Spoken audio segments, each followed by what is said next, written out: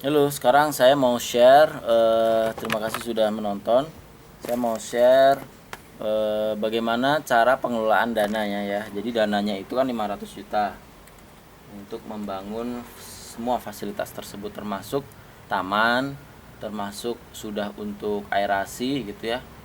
Dan sebisa mungkin disisakan untuk KPP gitu ya. Jadi KPP untuk operasionalnya sudah juga di-include di situ gitu ya.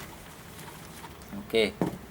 Jadi 500 juta itu dibagi menjadi dua tahap utama. 500 juta dua tahap utama, yaitu sorry tahap 1, tahap 2. Nah, tahap 1 itu 350 dan tahap 2 itu 150 juta. Nah, selanjutnya ini juga dibagi lagi. Berarti ini adalah 150 dan 50. Ini 100 dan yang terakhir tuh dibagi lagi ya, 40 10 ya. Kenapa ini nanti biasanya untuk jaminan bahwa kalau udah finish baru dicairkan gitu. Jadi ngutang gitulah ya. Nah, yang perlu kita waspadai di sini gitu ya, di awal-awal ini dana 350 juta ini sebisa mungkin bangunan sudah di atas 70% atau 80% gitu ya, sehingga dana yang ini tidak terlalu membebani yang ini gitu ya. Jadi memang harus dihemat-hemat yang awal ini. Nanti lihat di RAB-nya harus berapa persennya, ini persen dana ya. Jadi harus bisa mengontrol fisiknya dana itu, harus sesuai dengan fisiknya gitu. Katakanlah di sini sudah harus 70% ya, maka harus 70% gitu ya dana segini. Nah, untuk itu perlu pencatatan yang penting ya, yang akurat gitu ya. Jadi di sini ada tabel gitu. Ini ada nomornya. Kemudian ini ada nomor tanggalnya harus jelas. Kemudian ini nomornya biasanya 1 2 3. Ini nomor notanya.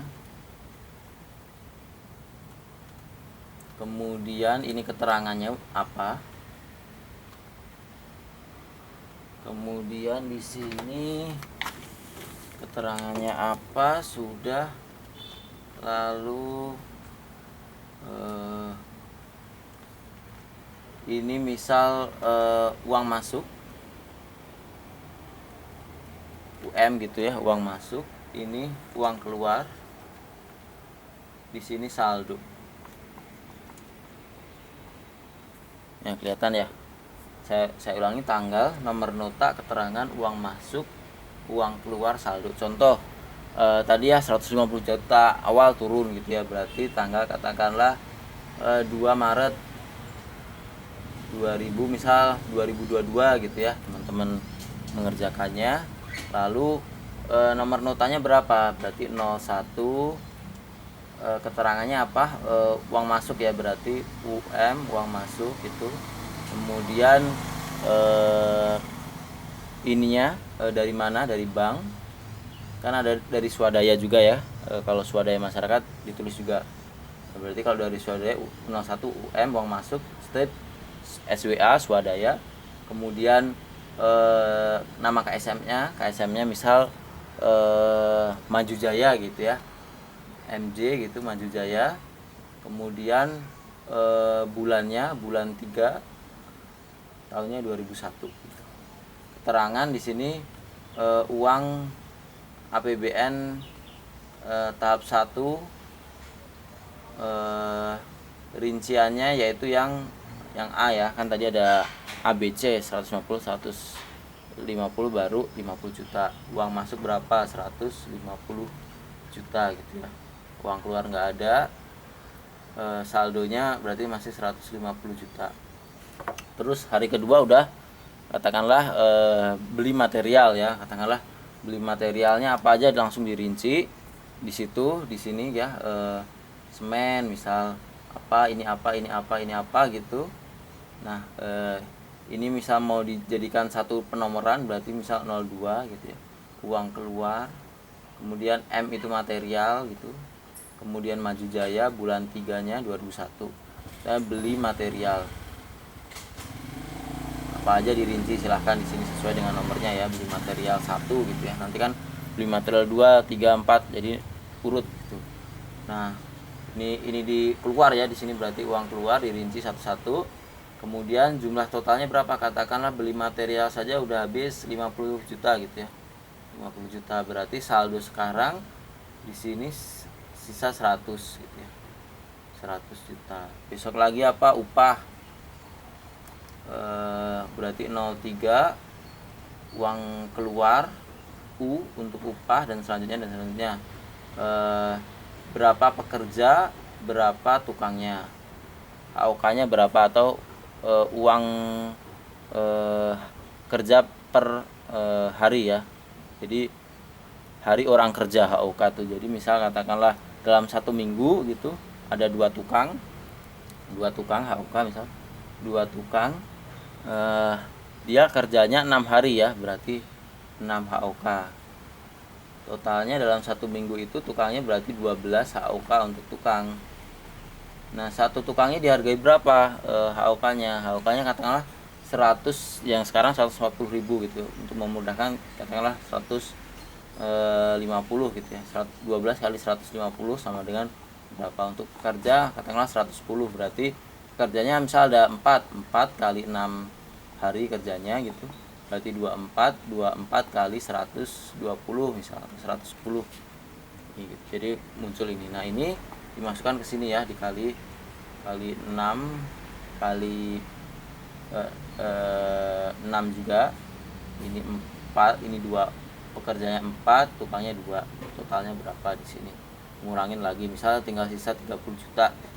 Nah, ini harus ada ya di catatan, dan ini catatan real, bukan catatan yang main-mainan. Main-mainan tuh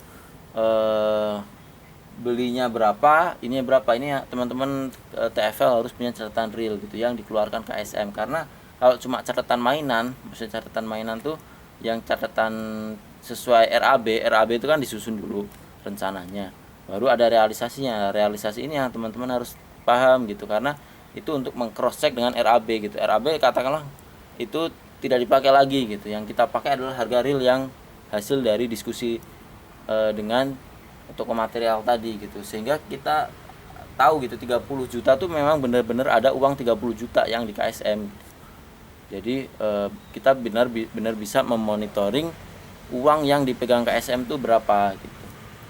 Jangan sampai laporannya sih di sini gitu ya, misal pengadaan material tadi habisnya meskipun 50 juta dilaporinya katakanlah 55 juta gitu. Ada 5 juta lagi yang nggak pakai harga negosiasi, masih harga yang satuan gitu. Itu merugikan, karena nanti kalau ini 55 berarti di sini sisanya tinggal 25 gitu ya. Jadi 55 di sini, sisanya di sini berarti adalah 105 juta gitu. 105 juta. Nah, makanya kurang 5 juta, padahal 5 juta itu ada gitu, tapi tidak dilaporkan teman-teman TFL. Jadi miss di situ, nggak bisa mengelola uang gitu. Jadi ini sebaiknya dilakukan seminggu sekali gitu ya, misal hari Sabtu atau Jumat kita rekap bersama, notanya nota asli ditempel gitu ya, ditempel di kertas sehingga kita bukukan di situ ada. Jadi nanti katakanlah sudah berjalan 6 bulan, kalau mau dilihat lagi ini ada gitu, saksinya di sini kita udah tanda tangan bersama gitu ya. Jadi kalau nota itu ada pengirim gitu ya, dan ada penerima gitu. Nah, yang menerima itu orang yang ada di lapangan ya, KSM gitu misalnya. KSM pun bisa digaji ya jika KSM-nya bekerja gitu. Maksudnya pekerjaannya itu benar-benar mengarahkan, mengawasi, dia dari pagi sampai sore ada di situ, itu silahkan digaji. Menurut saya itu layak untuk digaji, meskipun dia tidak bekerja secara fisik, tetapi dia benar-benar manage project itu gitu kan. Soalnya TFL juga banyak kerjaannya kan, nggak cuma di lapangan terus gitu. Yang di lapangan terus biasanya KSM. Itu tolong disepakati bersama di rembuk-rembuknya itu ya. Jadi benar-benar kita terbuka, bisa menyelesaikan proyek ini sesuai dengan ini. Jadi saya sarankan setiap minggu itu ini ada real 25 dan uang itu harus dipegang bendahara, tidak boleh dipegang satu orang saja ya. Jadi satu orang saja itu maksudnya ketua sekaligus bendahara sekaligus yang belanja itu nggak boleh. Itu akan rawan penyelewengan. Jadi karena kenapa fungsinya ada tim Barjas itu benar-benar antara bendahara dan Barjas itu saling mensepakati harga dan TFL tahu harga realnya itu berapa gitu ya. Jadi kalau dimainin